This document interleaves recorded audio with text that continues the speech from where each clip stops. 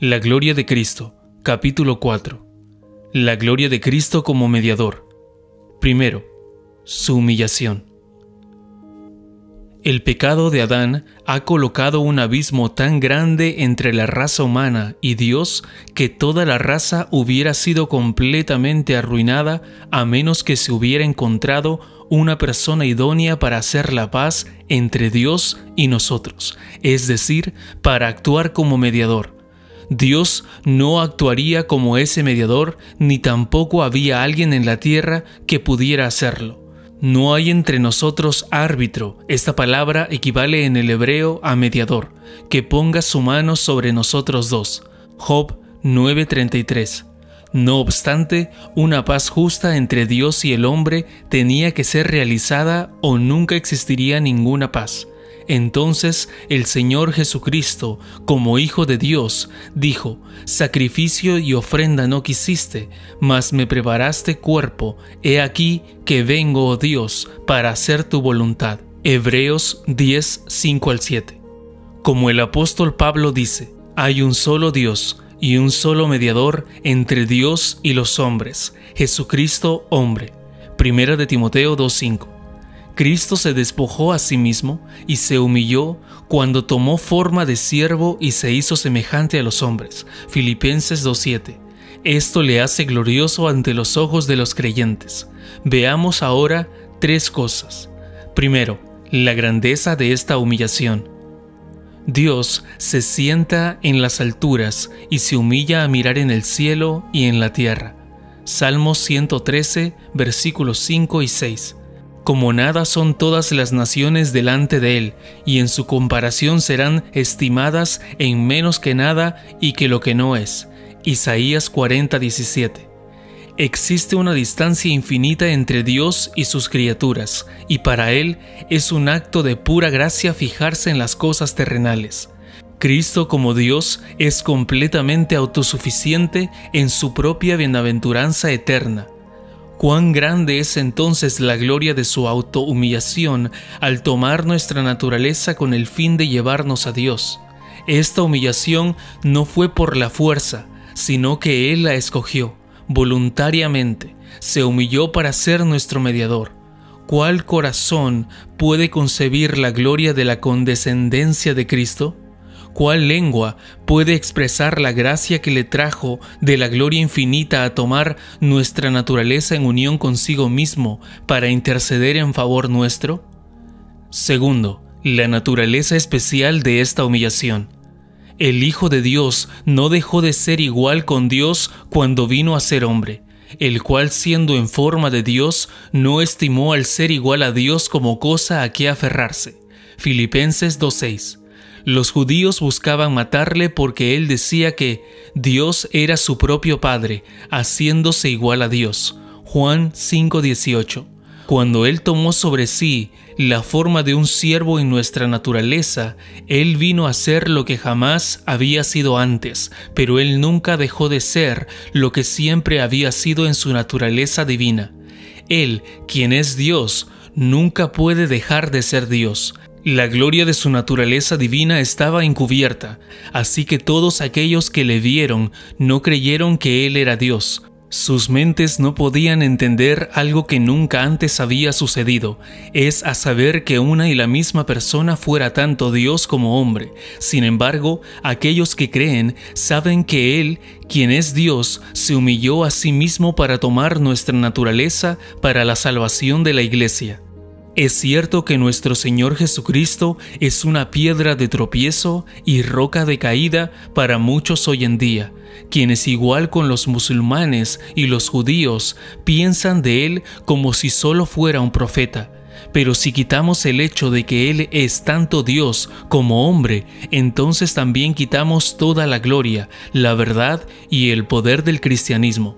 Los siguientes puntos nos ayudarán a entender la naturaleza especial de esta humillación. Cristo no dejó a un lado su naturaleza divina. Siendo en la forma de Dios, no estimó el ser igual a Dios como cosa a que aferrarse. Filipenses 2:6. Cristo en autoridad, dignidad, poder y majestad era igual a Dios. Cristo no convirtió su naturaleza divina en una naturaleza humana. Esto es lo que los antiguos arrianos enseñaban, que en Cristo la sustancia de la naturaleza divina se convirtió en carne, tal como el milagro donde el agua fue convertida en vino.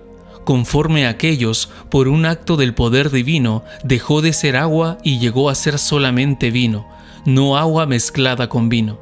Así los arrianos suponían que hubo un cambio sustancial de una naturaleza en otra, es decir, que la naturaleza divina se convirtió en una naturaleza humana en la misma manera en que los católicos se imaginaban que el pan y el vino, por la transubstantación, se convierten verdaderamente en el cuerpo y la sangre de Cristo. Pero esta doctrina destruye ambas naturalezas de Cristo y le deja como una persona que ya no puede ser nuestro mediador.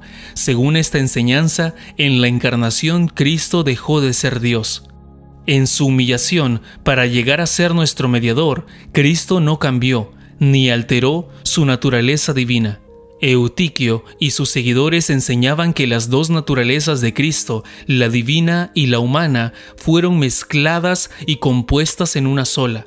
Pero esto no pudiera suceder sin que la naturaleza divina se alterase, algo que no es posible que suceda, puesto que en la naturaleza divina no hay mudanza ni sombra de variación. Santiago 1:17. Permaneció la misma en él, en todas sus cualidades esenciales y en su bienaventuranza, tal como ha sido desde la eternidad. El Señor Jesucristo hizo y sufrió muchas cosas en su vida y en su muerte como un ser humano, pero todo lo que hizo y sufrió como un ser humano fue hecho y sufrido por su personalidad completa, aunque lo que hizo y sufrió como un ser humano no fue realmente hecho por su naturaleza divina. Por ejemplo, Jesucristo murió, pero solo en su naturaleza humana, puesto que Dios no puede morir. Pero ya que su naturaleza humana fue parte de su personalidad completa, se podría decir que fue hecho por él mismo, como Dios.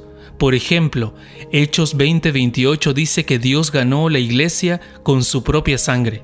Esta expresión es casi igual a lo que dice el apóstol Juan: en el principio era el Verbo, y el Verbo era Dios. La palabra era es idéntica en su significado a la palabra siendo, porque ambas indican una existencia perpetua. También la palabra siendo denota pertenencia, siendo en la forma de Dios. Indica que poseía la forma de Dios como suya. La forma de Dios le pertenecía como su propia posesión. Segundo, forma de Dios. La palabra forma significa la esencia de una cosa o persona, la suma o la totalidad de las características y cualidades que hacen que una cosa sea la cosa precisa que es, lo que es esencial y permanente en la naturaleza de una cosa o persona. Entonces, siendo en la forma de Dios, quiere decir que Cristo es Dios, ya que todo lo que hace que Dios sea Dios le pertenece como suyo. Todas las características y cualidades de Dios le pertenecen. Lo que es esencial y permanente en la naturaleza divina existe y siempre ha existido en Cristo, la segunda persona de la Trinidad. Esto significa que Cristo posee y siempre ha poseído todos los atributos de Dios: omnipotencia, omnipresencia, omnisciencia, inmutabilidad, eternidad, soberanía, etc.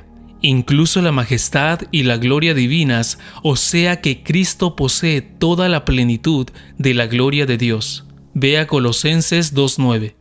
Tercero, no estimó el ser igual a Dios como cosa a que aferrarse, sino que se despojó a sí mismo. Esto significa que en su encarnación, Cristo dejó voluntariamente su propia gloria y su propia majestad visibles, es decir, dejó la manifestación abierta de su gloria y majestad divinas. Al venir a este mundo a tomar sobre sí la naturaleza humana, Cristo se despojó no de su divinidad, sino del ejercicio manifiesto de sus derechos y prerrogativas como Dios y como uno e igual con el Padre. La igualdad a la cual no se aferró fue la igualdad de trato y dignidad manifestada y reconocida. Cristo aceptó voluntariamente dejar su gloria celestial y el ejercicio pleno de su señorío y de su soberanía. Cuarto, Se despojó a sí mismo. No se despojó de su divinidad, sino que se despojó de su gloria visible, la ocultó tras el velo de su humanidad. Juan 17:5 y Mateo 17:2. Se despojó temporalmente de sus riquezas, 2 Corintios 8:9, del ejercicio de su autoridad independiente, Juan 6:38. Se despojó de sus derechos como el autor de la ley, sometiéndose a ella para obedecerla en lugar de los creyentes, Gálatas 4:4 y 5. Quinto, tomando forma de siervo. Aquí encontramos el pleno significado de cómo fue que Cristo se despojó. Cristo vino a este mundo como el siervo del Padre a fin de cumplir el plan eterno de redención. Marcos 10:45. Podemos decir que en su naturaleza divina como igual al Padre, Cristo no estaba subordinado al Padre, pero su naturaleza humana tomó forma de un siervo. Sexto, hecho semejante a los hombres. Dice semejante, toda vez que no tomó la naturaleza humana pecaminosa, sino la naturaleza humana pero sin pecado. Vea Romanos 8:3 y Hebreos 4:15. Cristo llegó a ser verdaderamente hombre con excepción del pecado, y aquel verbo fue hecho carne. Juan 1:14. Él fue realmente hombre, no simplemente en apariencia, sino también en realidad. Estuvo 9 meses en el vientre materno. Nació en un pesebre, conoció el hambre, la sed, el cansancio, la congoja, el dolor y la muerte. Este es el misterio de la encarnación, la unión de la naturaleza divina y la naturaleza humana en una sola persona, perfectamente Dios y perfectamente hombre. Esto es lo que da valor infinito a su sacrificio y a su justicia, y esto es lo que le constituye como el único mediador entre Dios y los hombres. Esta es entonces la gloria de Cristo, su voluntad dispuesta a humillarse a sí mismo en su encarnación.